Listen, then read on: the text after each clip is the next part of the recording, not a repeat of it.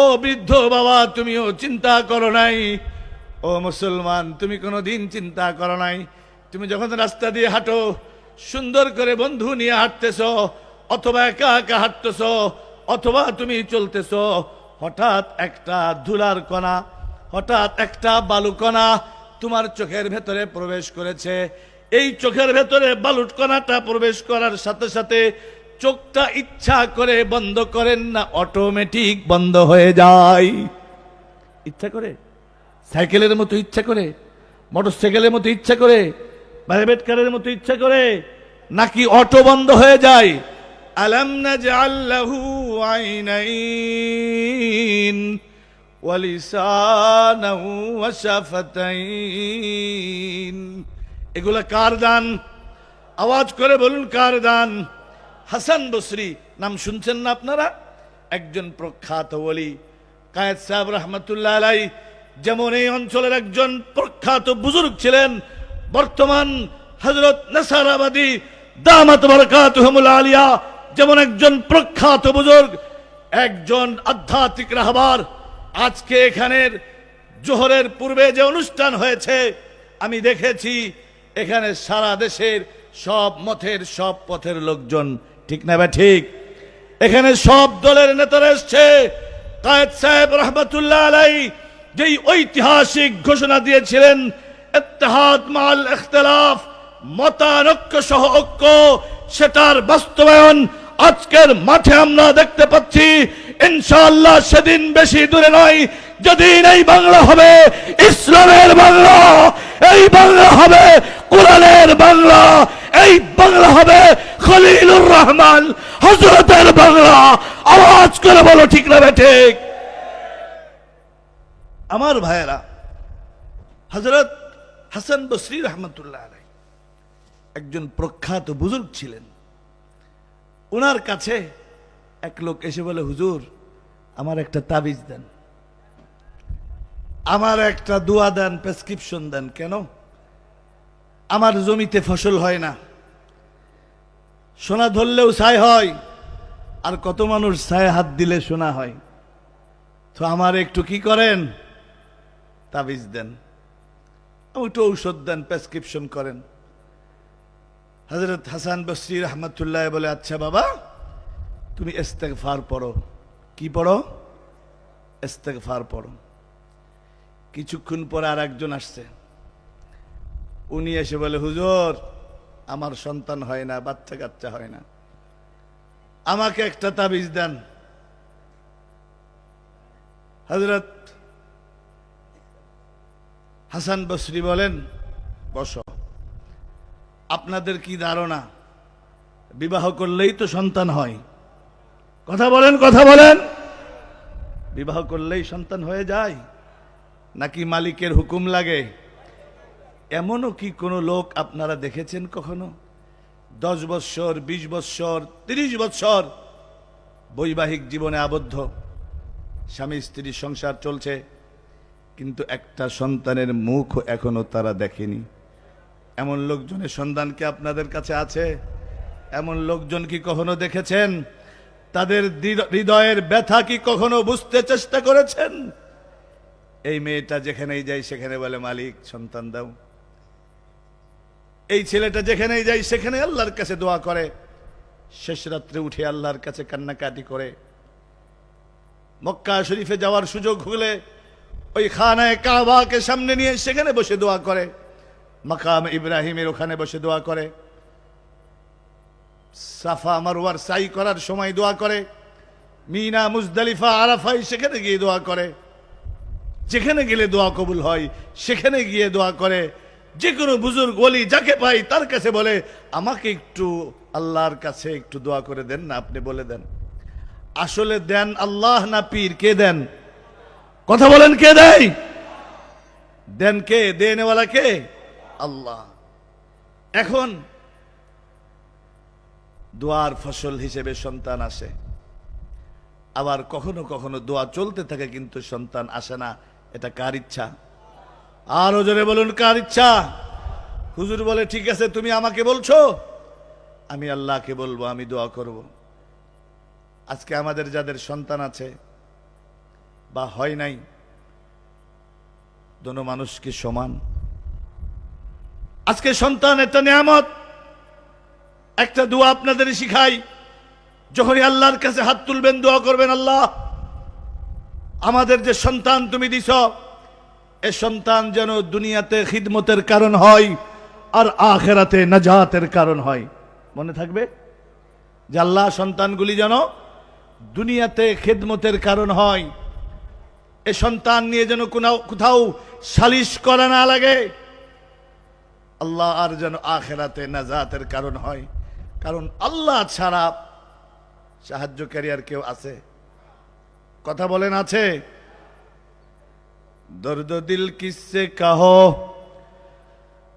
দর্দ দিল কিসসে কাহো, কোই তো গমখার নেহি, ऐ खुदा तेरे सिवा कोई मददगार नहीं। दर्द दिल किससे कहो, कोई तो गमखार नहीं, ऐ खुदा तेरे सिवा कोई मददगार नहीं। মনের ব্যথা কাকে বলি, সমব্যথিত কেউ নাই। ও রব্বে করিম, ও রব্বে কাবা, সাহায্যকারী তুমি ছাড়াও কেউ নাই। আওয়াজ করে বলুন, সাহায্যকারী কে? হায়াতের মালিক, উন্নতি অগ্রগতির মালিক, সুখ সমৃদ্ধির মালিক, আমার আপনার মালিক, সব কিছুর মালিক কে? শুধুমাত্র ক্ষমতার মালিক জনগণ। কথা বলেন না কেন?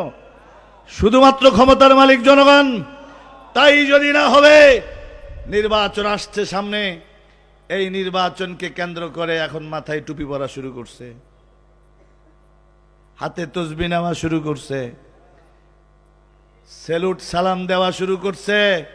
ওয়েলকাম আপনাদেরকে, স্বাগতম আপনাদেরকে। সারা জীবন টুপির বিরুদ্ধে বলেন, তসবির বিরুদ্ধে বলেন, পাগড়ির বিরুদ্ধে বলেন, পীর সাহেবের বিরুদ্ধে বলেন। এখন যখন সময় আসছে, তখন এই পাগড়ি টুপি তসবি আপনারাই ধারণ করছেন। ওয়েলকাম। কিন্তু এটা যেন শুধু নির্বাচন পর্যন্ত সময়ের জন্য না হয়, এটা মৌত পর্যন্ত রাখতে হবে। ঠিক না বে ঠিক? শুধু নির্বাচন পর্যন্ত নয়, মৌত পর্যন্ত। আর প্রার্থীদের উদ্দেশ্যে বলতে চাই, আগের দিন ভুলে যান। আগামীতে যে নির্বাচন বাংলাদেশ হবে এবং যেই প্রার্থী আসবে, সেই প্রার্থী যদি ইসলাম বিদ্বেষী হয়, সেই প্রার্থী যদি কোরআন বিরোধী হয়, সেই প্রার্থী যদি আলেম ওলামা পীর মাশায়েখ মসজিদ মাদ্রাসা বিরোধী হয়, ওই রকম প্রার্থীকে আমরা ভোট দিব না। কারা কারা রাজি আছেন? কারা কারা রাজি আছেন? দুই হাত উঁচু করে আমার আল্লাহকে দেখান। নারায়ে তাকবীর, নারায়ে তাকবীর।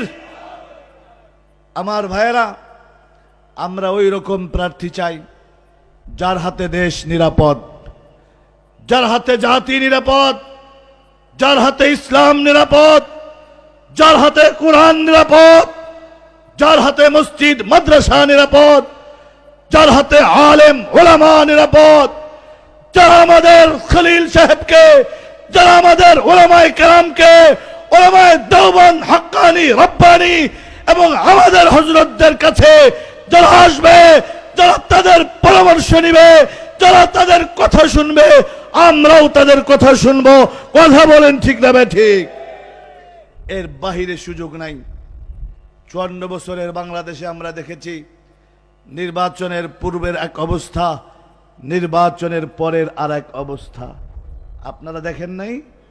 নির্বাচন আসলে মসজিদ মাদ্রাসা, নির্বাচন আসলে তসবিহ দাড়ি টুপি পাগড়ি সুরমা লাঠি, নির্বাচন আসলে ভালো ভালো কথা, নির্বাচনের পরে আর ফস করে না। কি করে না? ফস করে না। খলিফায়ে সানি মুরাদে রসুল হযরত ওমর ইবনুল খাত্তাব রাদিয়াল্লাহু তাআলা আনহু এই 56,000 বর্গ কিলোমিটারের প্রেসিডেন্ট ছিলেন না, অর্ধ জাহানের বাদশা ছিলেন। আকাশটা মেঘাচ্ছন্ন, গুড়ি গুড়ি বৃষ্টি পড়ে। ওমর ইবনুল খাত্তাব বেরিয়েছেন জনগণকে দেখভাল করার জন্য। হঠাৎ দৃষ্টি গেছে একটা বাড়ির উপরে, কান্নার আওয়াজ। ওমর ইবনুল খাত্তাব হাঁটি হাঁটি পা পা করে ওই বাড়ির দিকে গেছে। বাড়ির পাশে যাওয়ার পরে আস্তে করে বাহির থেকে চিৎকার করে বলে, ভেতরে কে আছো, কথা বলো।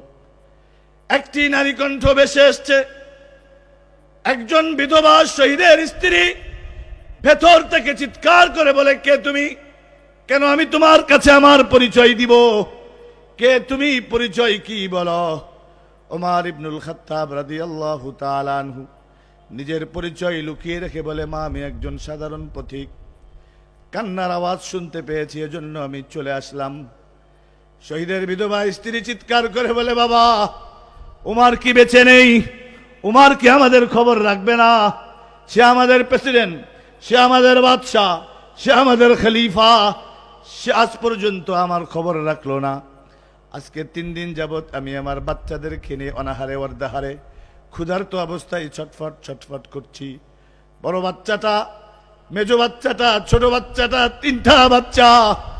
ছোটটা তো কান্না করতে করতে ঘুমিয়ে গেছে, বড় 2টা ঘুমায় না। কিছুক্ষণ পর পর এসে বলে, মা, খাবার দাও, খাবার দাও।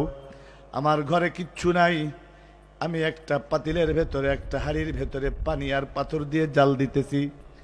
বিশ্বাস করো বাবা, 1 ঘন্টা 2 ঘন্টা 3 ঘন্টা নয়, 1 দিন 2 দিন 3 দিন নয়, 1 মাস 2 মাস 3 মাস নয়, 1 বছর 2 বছর 3 বছর নয়, 1 যুগ 2 যুগ 3 যুগ নয়, বছরের পরে বছর, যুগের পরে যুগ, কিয়ামত পর্যন্ত যদি আমি হাড়ি এরকম জাল দিতে থাকি, খোদার কসম 1 লুকমা খাবারও বাচ্চাদের মুখে তুলে দিতে পারবো না। ওমর ইবনুল খাত্তাব বলে, মা, অপেক্ষা করো।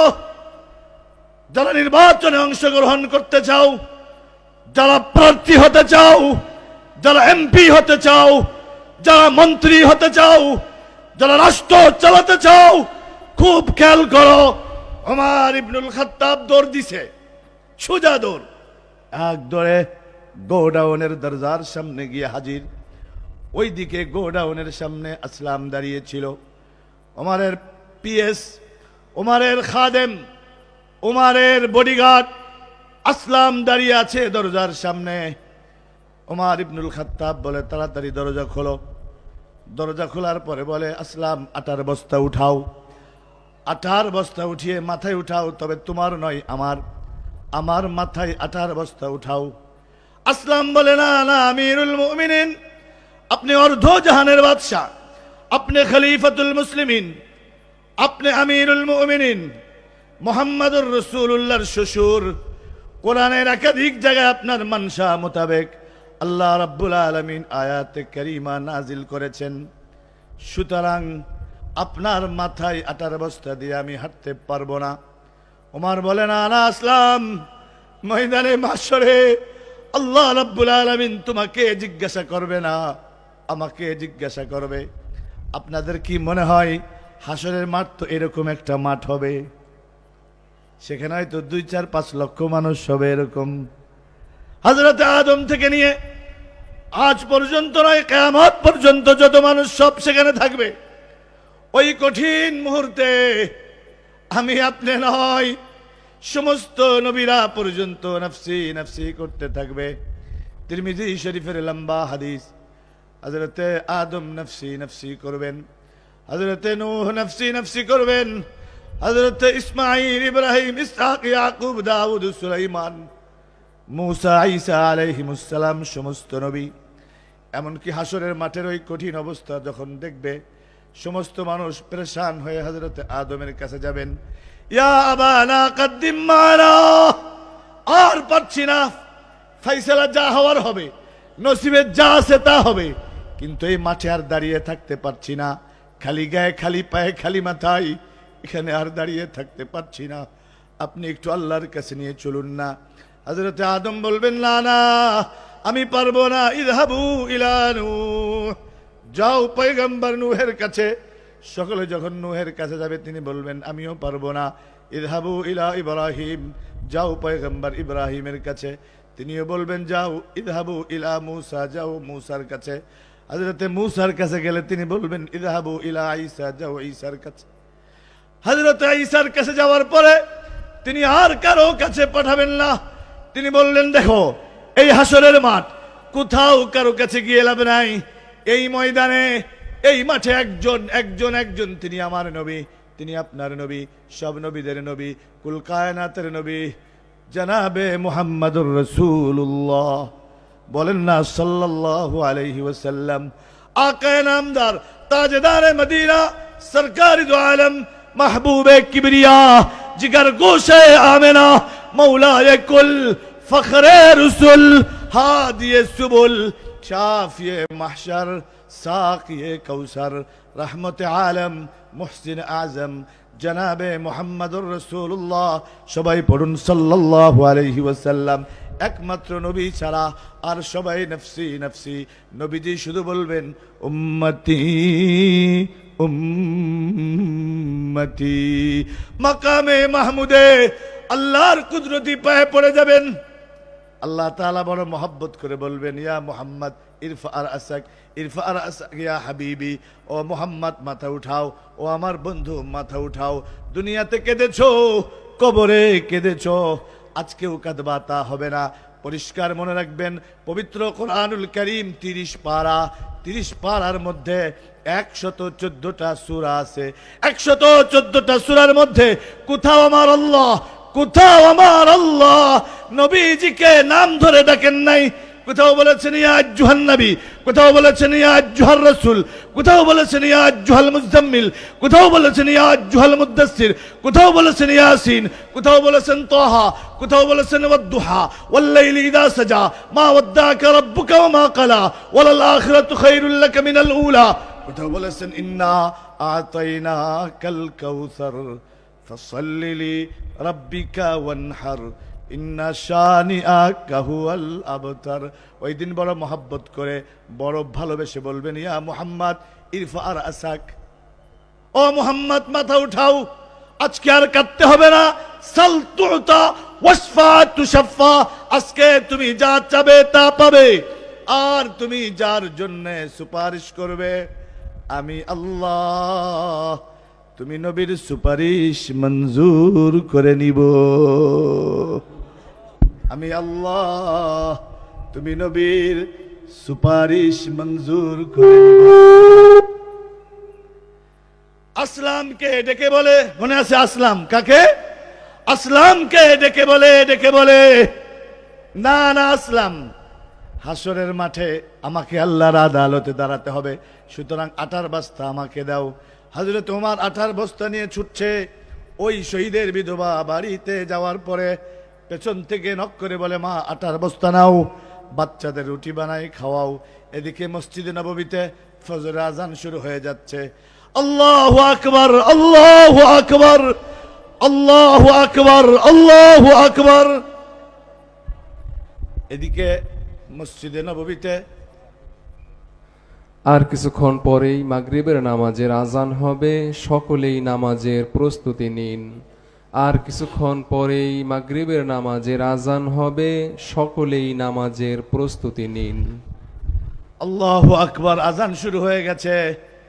একজন এসে বলে, ওগো আমিরুল মুমিনিন, মসজিদে নববীতে আপনাকে নামাজের ইমামতি করতে হবে। ঠিক সেই সময় আমিরুল মুমিনিন ওমর ইবনুল খাত্তাব কি বলে লক্ষ্য করুন। তখন বলে, দেখো অবশ্যই আমি নামাজের ইমামতি করব, তবে আমি যেই বাচ্চাদের চোখের কোণায় পানি দেখেছি, ওই বাচ্চাদের ঠোঁটের কোণায় হাসি দেখে আমি ওমর এখান থেকে রওনা হব। সুতরাং যারা নির্বাচন করতে চাও, জনগণ তোমার পিছনে ঘুরবে না, তুমি প্রত্যেক জনগণের দ্বারে দ্বারে বাড়িতে বাড়িতে আসবে। এমপি মন্ত্রী হওয়ার পরে আওয়াজ করে বলুন ঠিক না বে ঠিক। হাসান বসরির কাছে গিয়েছিল একজন, সে বলছিল অভাব, ফসল হয় না। দ্বিতীয়জন বলছিল সন্তান হয় না। এটা বলে শেষ করছি। তৃতীয়জন এসে বলে অর্থ সংকট, টাকা নাই। সকলকে বলছি একটা আমল, সেটা হইল ফাকুলতু আস্তাগফিরু রাব্বাকুম ইন্নাহু কানা গাফফারা ইউরসিলিস সামাআ আলাইকুম মিদরারা ওয়া ইউমদিদকুম বিআমওয়ালিন ওয়া বানিন ويجعل لكم جنات ويجعل لكم أنهارا। ইস্তেগফার পড়ো সন্তান হবে, ইস্তেগফার পড়ো সম্পদ আসবে, ইস্তেগফার পড়ো বিপদ থেকে দূর হবে। যেভাবে ভূমিকম্প শুরু হয়ে গেছে, ও দুনিয়ার মুসলমানেরা ইস্তেগফার পড়তে থাকো। নবীর মতো মানুষ দৈনিক 100 বার ইস্তেগফার পড়তেন, আমাদের কতবার পড়তে হবে? সুতরাং আজকের থেকে এই আমলটা করব তো ইনশাআল্লাহ।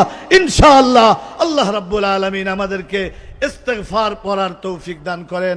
আল্লাহ রাব্বুল আলামিন এই ময়দান থেকে আমাদেরকে হেদায়েতের আলো নিয়ে যাওয়ার তৌফিক দান করেন। সর্বশেষ কথা, আমাদের নেসারাবাদের হুজুর হযরতুল আল্লাম মাওলানা খলিলুর রহমান দামাত বারাকাতুহুমুল আলিয়া আজকে যে মিশন নিয়ে মাঠে নেমেছেন, আমি ঢাকার মালিবাগের অফিসে খানকাতে মাঝে মধ্যে যাই, যে আজকে সকল মতের লোককে এক ও এক বানিয়ে ঐক্যমতের ভিত্তিতে এক সুন্দর বাংলাদেশ আগামীতে হবে, যেই বাংলাদেশে সুদ থাকবে না, ঘুষ থাকবে না, দুর্নীতি থাকবে না, অন্যায় থাকবে না, অবিচার ব্যভিচার থাকবে না। এরকম সুন্দর বাংলাদেশ গড়তে পীর সাহেবের পাশে থাকার জন্য কারা কারা রাজি আছেন? 2 হাত উঠিয়ে আমার আল্লাহকে দেখান। আল্লাহ তুমি কবুল করো, আমিন। ওয়া আখিরু দাওয়ানা আনিল হামদুলিল্লাহি রাব্বিল আলামিন। আসসালামু আলাইকুম ওয়া রাহমাতুল্লাহি ওয়া বারাকাতুহু। মাশা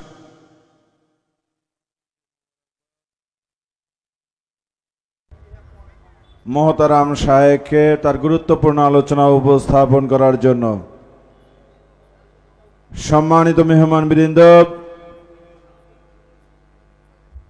একটু পরে মাগরিবের নামাজের আজান প্রচারিত হবে।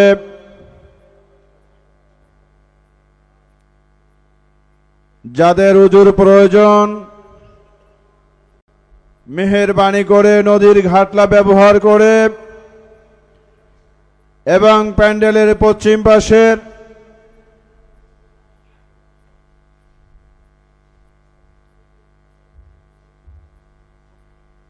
মসজিদের প্যান্ডেলের